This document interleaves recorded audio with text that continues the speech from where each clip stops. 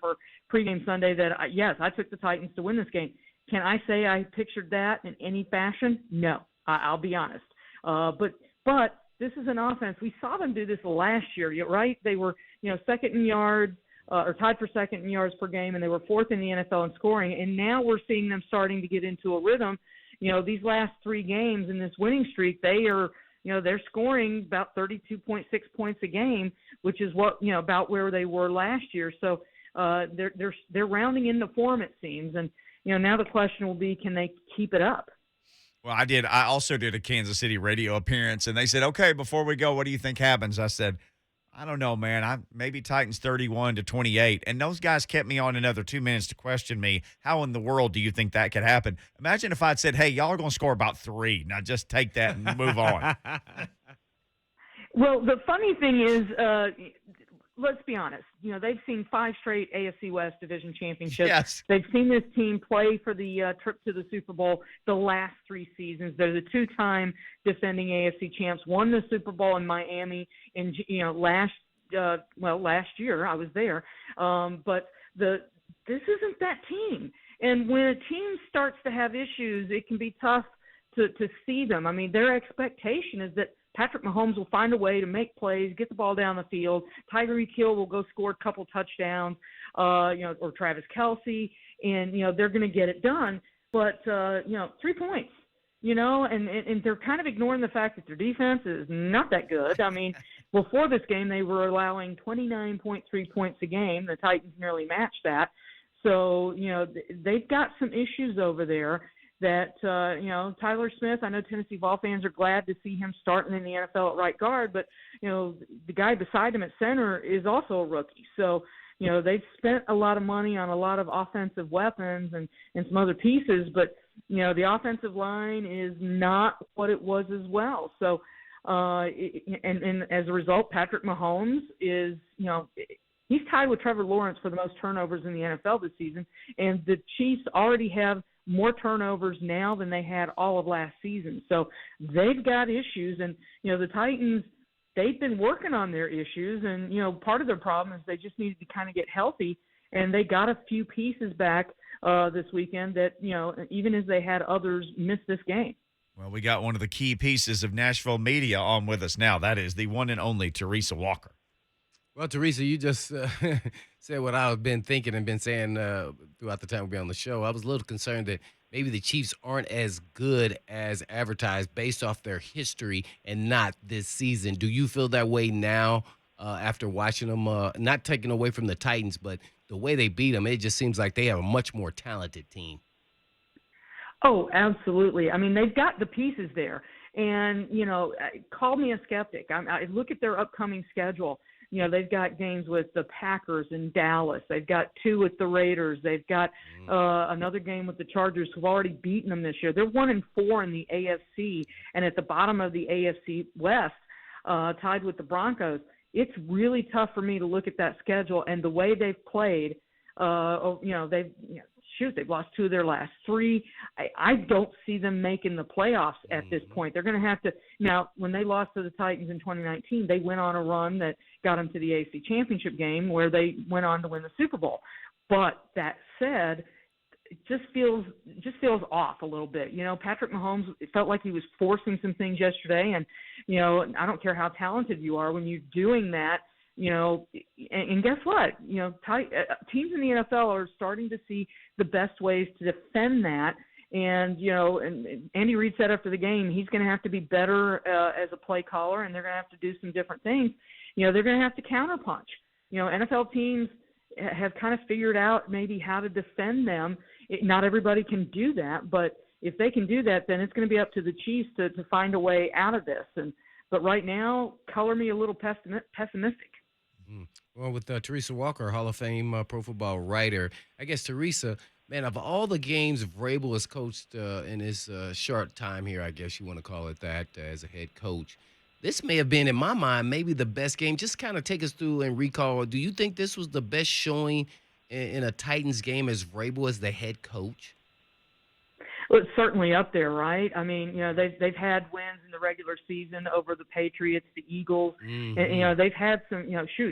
The the win against the Chiefs 2 years ago, but that was, they had to win that blocking a kick and making some last-second plays. Even the game against the Bills a week ago, they have a fourth down stop to help seal that win. But, from start to finish, they start the game off scoring 14 points in the first quarter, 27-0 lead at halftime, and then they get the defense puts a final, they literally knock Patrick Mahomes out of the game and then get a final turnover just when it looked like maybe the Chiefs would go score a garbage time touchdown, and even that they stopped. So, and then, as I mentioned, no issues with kickers.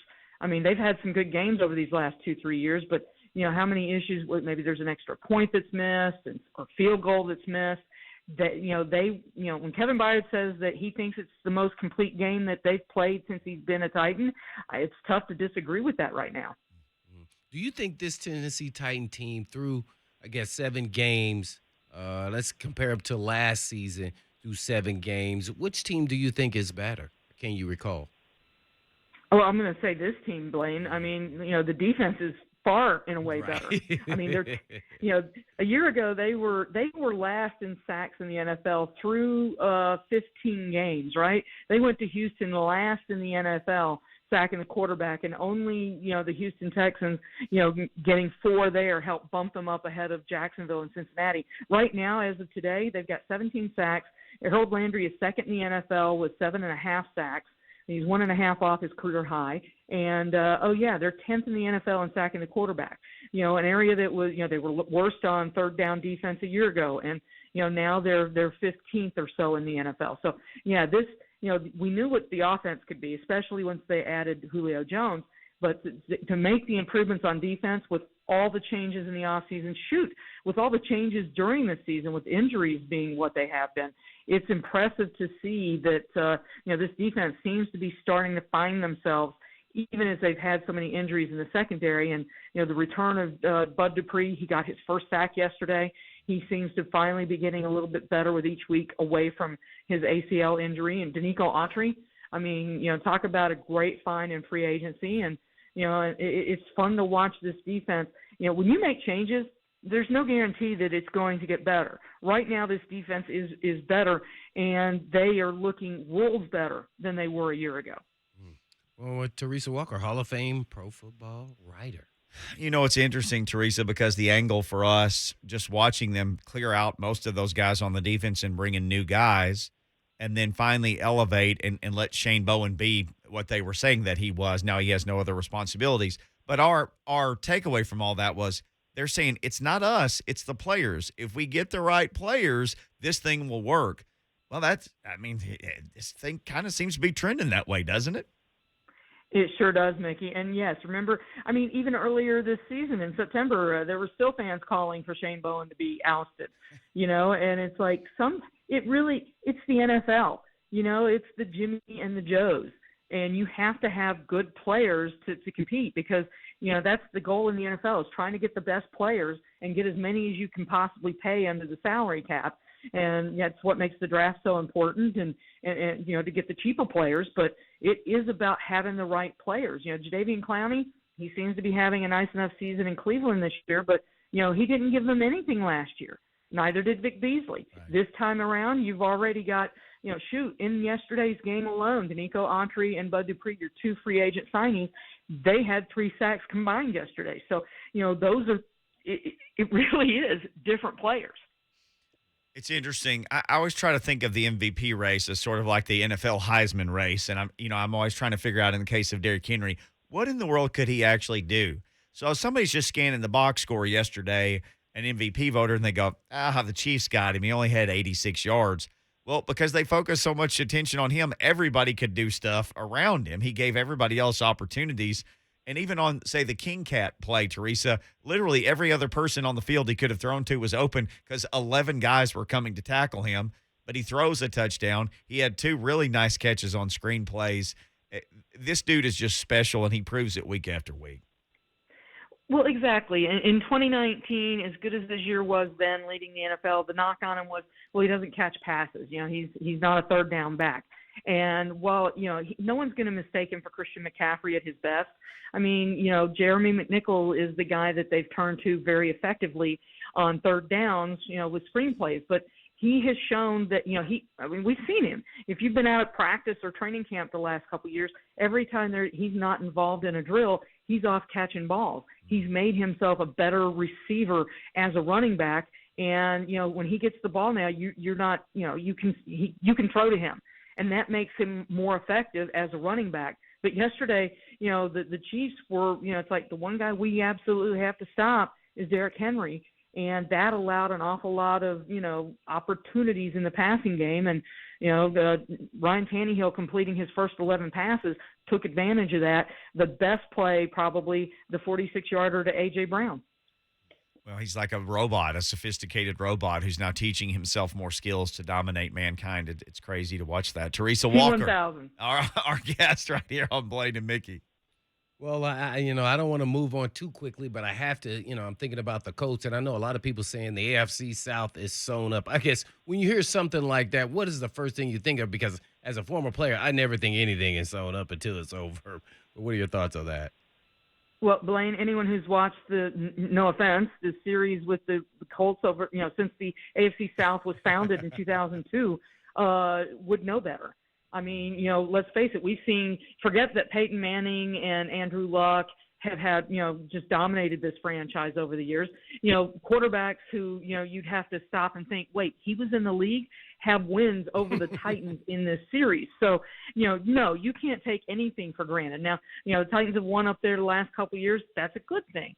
But, the fact of the matter is these are the two teams that, both of these teams went to the playoffs last year. And the best way for the Colts to get right and make this suddenly be one game back in the division is to win on Sunday. So that's going to be the message from Frank Reich all week is like, you go beat these guys. We're in this.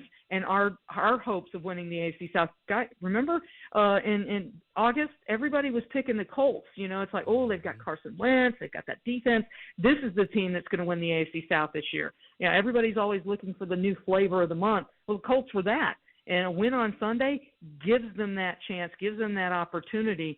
And this is a chance for the Titans to show that, you know what, we are here to defend our title. We are going to try to win it again and, put some distance between them and the Colts.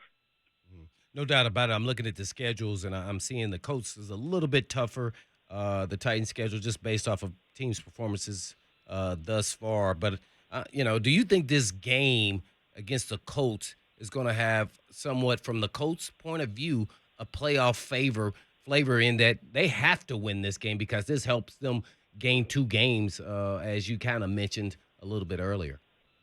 Oh, absolutely, Blaine. And they're coming off the win and that, forget downpour. I mean, this was just like somebody was pouring water over, from a bucket over the field the entire game last night. So they've got to be feeling real good. And, the guy who's behind Derrick Henry in rushing this year in the NFL, Jonathan Taylor. So, again, this is an opportunity for the Colts. And, this is a very, very big game for them. So if the Titans had any thought of, coasting a little bit, oh, we just beat the Bills, we just beat the Chiefs, we're all that, the Colts are going to be more than happy to, yank them back down to earth and make this a divisional, it's been a rivalry for a long time. But this is a time where the Colts come in needing to win, and every time that they've needed a win, they usually find a way to pull something out and make the Titans' lives miserable. We're on with the Hall of Famer, Teresa Walker, Pro Football